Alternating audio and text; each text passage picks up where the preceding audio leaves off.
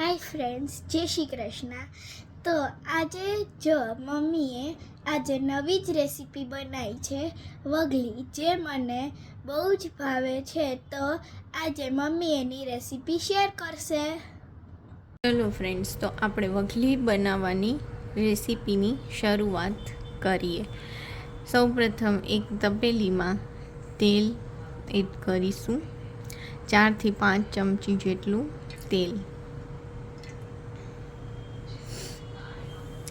તેલ ગરમ થાય એટલે આપણે જીરું એડ કરીશું. ઘણા લોકોએ વઘલી નામ જ નહીં સાંભળ્યું હોય. વઘલી એટલે એક જાતની દેશી કઢી, પણ કે ને કે મીઠી નહીં, તીખી કઢી, જે વિન્ટરમાં જ સ્પેશિયલ બને. તેલ ગરમ થઈ ગયું છે, આપણે જીરું એડ કર્યું છે. હવે જીરું ગોલ્ડન બ્રાઉન થાય એટલે એમાં 5 થી 6 કળી લસણની મેં ચોપ કરી હતી એડ કરીશું. લસણ ગોલ્ડન બ્રાઉન થાય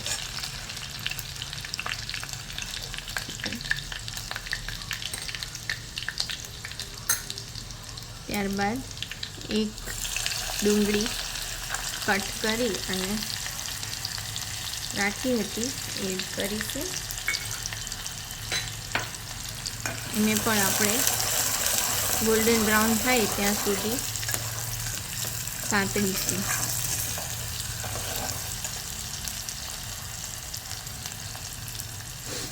હવે વઘલીનું જે આપણે બેટર બનાવવું હોય ને, એના માટે 1 કપ ખાટી છાશ, એમાં 2 ચમચી બાજરાનો લોટ અને 1 ચમચી જે આપણે ઘરમાં લાલ લસણની ચટણી બનાવતા હોય ને, એ એડ કરી અને એક બેટર રેડી કરી લેવાનું. છાશ, એમાં બાજરાનો લોટ 2 ચમચી અને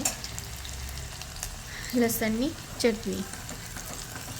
આપણે જેમ કઢીમાં ચણાનો લોટ એડ કરીએ છીએ ને, તેમ આપણે વઘલીમાં બાજરાનો લોટ એડ કરવાનો છે.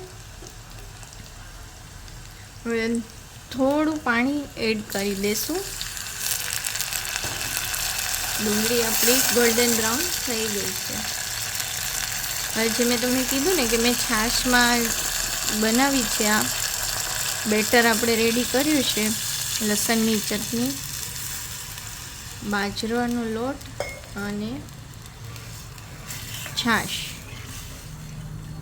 એકદમ red colour.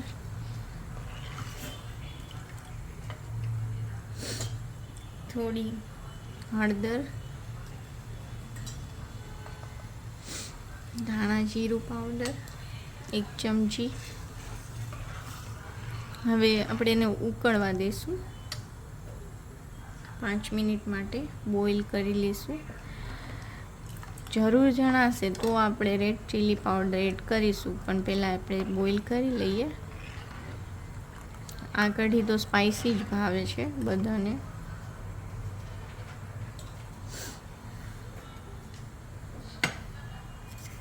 As per test salt add કરીશું.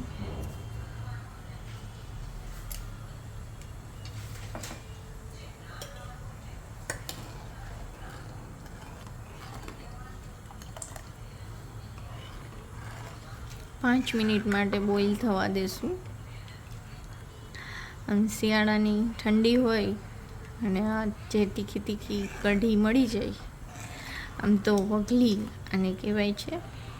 મારી મમ્મીને ત્યાં બહુ બને છે.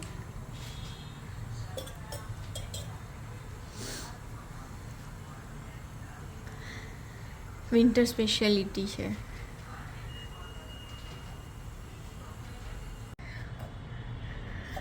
પાંચ મિનિટ આપણે વઘલીને બોઇલ કરી લીધી છે. જો એની એકદમ થિકનેસ, બાજરાનો લોટ છે ને, એનાથી એકદમ થિકનેસ આવી જાય છે. કઢી એકદમ આમ ઘાટી બની જાય. ચણાનો લોટ એડ કરીએ, પણ ચણાના લોટ કરતાં અત્યારે વિન્ટરમાં તો છે ને, જેટલો બાજરો ખવાય એ વધારે સારું છે. એક ગ્રીન ચીલી ચોપ કરીને એડ કરીએ. હવે આમાં રેડ ચીલી પાવડરની તો જરૂર જ નથી પડી. હવે આપણે કોથમીર એડ કરીશું.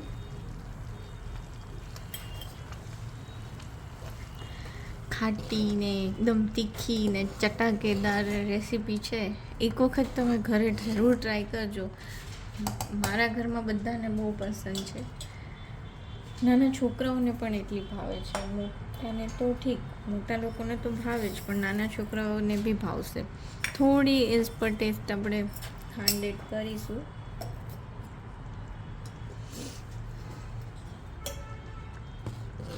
તો જુઓ ફ્રેન્ડ્સ, આપણી વઘલી રેડી છે સૌથી ઓછા ઇન્ગ્રીડિયન્ટ સાથે, અને 10 મિનિટમાં રેડી થઈ જાય એ.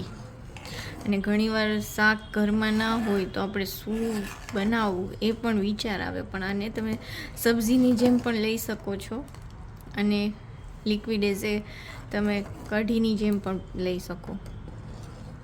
તો તમે આ રેસીપી જરૂરથી ટ્રાય કરજો, અને આ વિડીયોને પણ લાઈક કરજો. ઓકે, અને હવે તેને આપણે ઉપરથી લીલું લસણ એડ કરી અને ગાર્નિશ કરીશું, અને સર્વ આપણે વઘલી રેડી છે.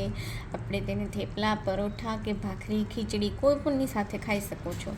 તો આ વિડીયોને તમે જોઈ અને જરૂરથી વઘલી બનાવજો. Okay, thank you. If you like this video, like, share and subscribe.